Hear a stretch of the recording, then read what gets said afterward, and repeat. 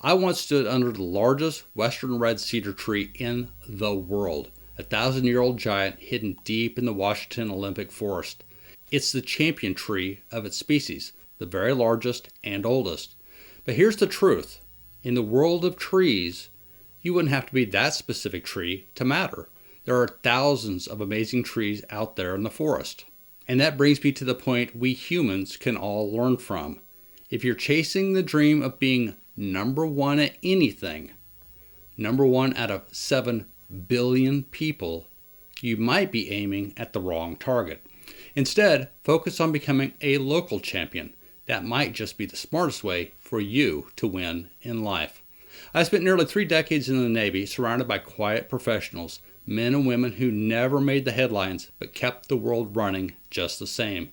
And I learned something from them that applies here.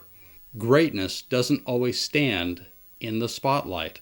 Sometimes it's rooted deep in the forest doing its job, day after day, quietly, consistently, and strong.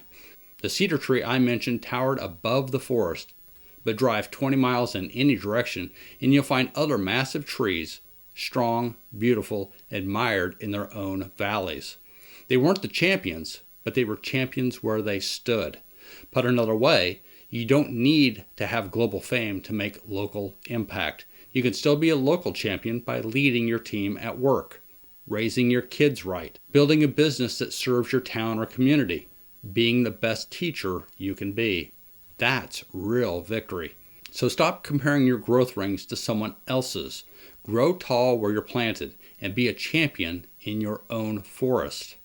And if you'd like to go deeper, I did a full datagram on this topic. It's a long, thought-provoking drive into what real champions are and how they're made.